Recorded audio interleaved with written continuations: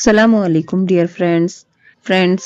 आप मेरे चैनल पर पहली बार आए हैं तो प्लीज़ मेरे चैनल को सब्सक्राइब करें, लाइक करें, शेयर और कमेंट करें। बेल आइकन का बटन दबाना ना भूलें ताकि आने वाली वीडियो की नोटिफिकेशन आप तक पहुंच सके। शुक्रिया। एक बार की बात है, केरल के एक छोटे से शहर में सुल्तान नामक एक डरावना कब्रिस्तान था। ऐसा कहा जाता है कि उस कब्रिस्तान में विभिन्न प्रकार के अलौकिक शक्तियां रहती थी। एक चांदनी रात को मिली लूसी और रोहित, तीन दोस्त कब्रिस्तान के किनारे एकत्रित हुए। अचानक उनको कब्रिस्तान से भयानक फुसफुसाहट की आवाज सुनाई दी।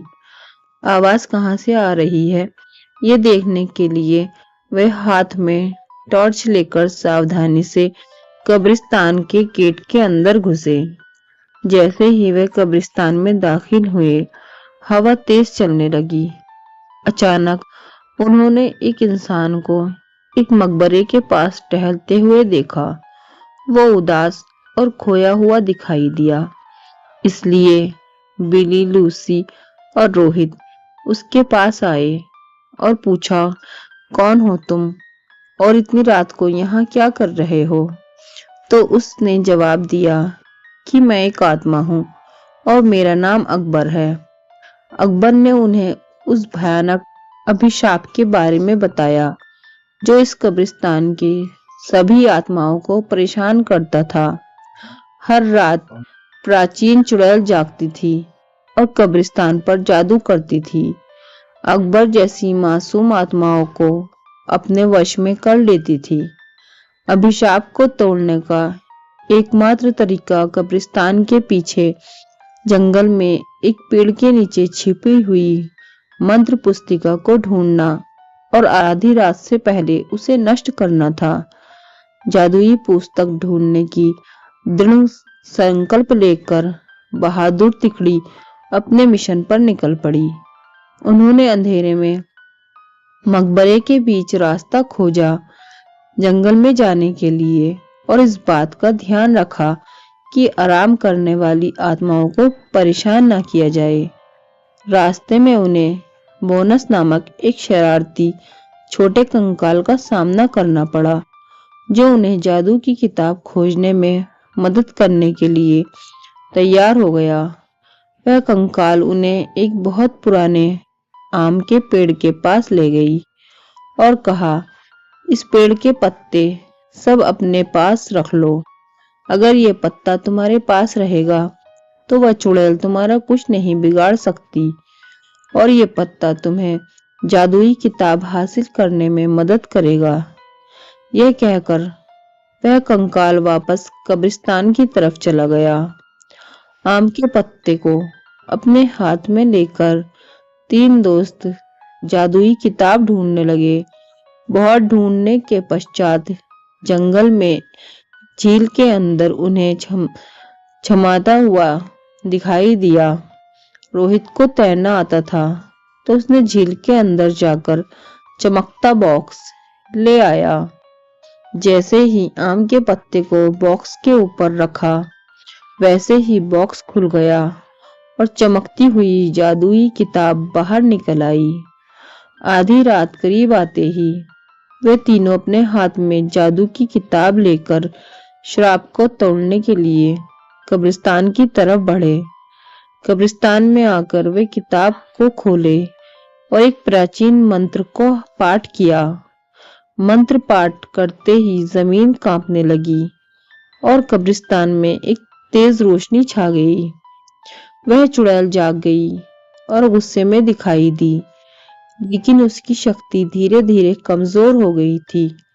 उसने बिली, लूसी और रोहित को जादुई किताब पढ़ने से रोकने के लिए अपनी जादुई शक्तियों का प्रयोग किया, लेकिन उन तीनों पर कोई असर नहीं हुआ क्योंकि तीनों के पास आम के पत्ते थे जो उनकी रक्षा कर रहे थे। धीरे धीरे चुड़ैल की सारी शक्ति खत्म हो गई और चुड़ैल भस्म हो गई। इस तरह बिली, लूसी और रोहित ने कब्रिस्तान में फंसी हुई आत्माओं को मुक्त किया और कब्रिस्तान में फिर से शांति छा गई। ये कहानी है इकबाल की। एक 16 साल का बच्चा जो अपने अब्बू के साथ एक छोटे से गांव में रहता था। इकबाल के पिता बीमार थे, इसलिए इकबाल को ही घर के काम चलाना करना पड़ता था। एक दिन अचानक उसकी अब्बू की तबीयत कुछ ज्यादा खराब हो गई। उसके अब्बू का देहांत हो गया। इकबाल की मदद करने वाला कोई नहीं था, इसलिए इकबाल खुद अपने अब्बू को कब्रिस्तान ले गया। वो अकेला सब कुछ कर रहा था। कब्र खोदते खोदते कब दोपहर से शाम हो गई और शाम से रात हो गई, उसे कुछ पता ही न चला। जब वो अपने अब्बू को दफनाने के कब्रिस्तान के गेट की तरफ बढ़ रहा था, तब काफी रात हो चुकी थी। हवा भी तेज चलने लगी थी। अचानक इकबाल को किसी ने पीछे से आवाज दी, इकू।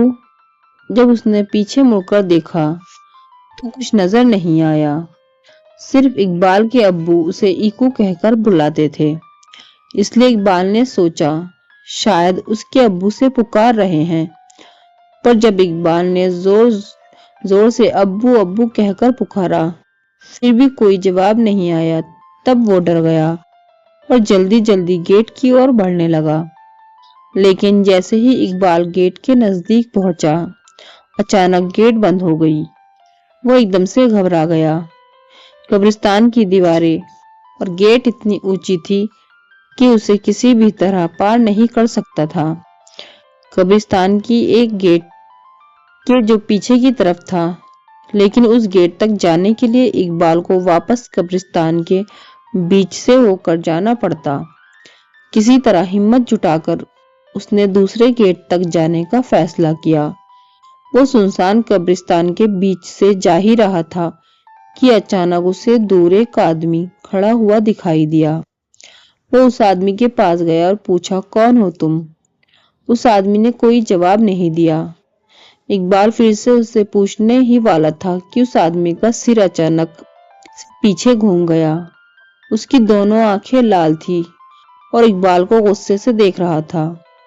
ये देखकर इकबाल जोर से चिल्लाया और भागने लगा। भागते भागते वो एक पेड़ के पास जाकर रुका और किसी तरह वहीं पे रात गुजारने का फैसला कर लिया। कुछ ही देर में उसके चारों तरफ कोहरा छाने लगा। अचानक उसने कोहरे में एक औरत को भागते हुए देखा। उस औरत के पीछे पीछे एक बच्चा भी भाग रहा था और उस बच्चे के पीछे एक औरत भाग रही थी। लेकिन वो औरत भागते भागते अचानक रुक गई और इकबाल की तरफ आने लगी। जैसे ही कोहरा हटा, उस औरत का चेहरा इकबाल को साफ साफ दिखाई देने लगा। उस औरत को देखकर इकबाल के रोंगटे खड़े हो गए, मानो जैसे कि वो औरत सालों से उस कब्रिस्तान में दफन हो। वो औरत इकबाल के करीब आ रही थी और इकबाल धीरे धीरे पीछे हट रहा था। अचानक इकबाल का पैर फिसला और वो एक कब्र में जा गिरा। कब्र इतनी गहरी थी कि वो वहां से निकल नहीं पा रहा था। उसे लगा कि कोई उसे जमीन के अंदर खींच रहा है। जब वो पीछे मुड़ा तो देखा कि वही औरत उसे खींच रही है। उसका आधा शरीर जमीन के अंदर जा चुका था कि अचानक उसे लगा कि उसका हाथ पकड़ के ऊपर खींच रहा है। वो जैसे ही ऊपर आया, सीधा कब्रिस्तान के बाहर भागते हुए चला गया। उसे समझ आ गया था कि उसे ऊपर खींचने वाले उसके अब्बू ही थे। इसलिए कहते हैं कि जो आपसे सच्चा प्यार करते हैं, वो आपको मरने के बाद भी मदद करते हैं। फ्रेंड्स, आपको मेरी कहानी पसंद आई है तो मेरे चैनल को ज्यादा से ज्यादा सब्सक्राइब करें, लाइक शेयर और कमेंट करें।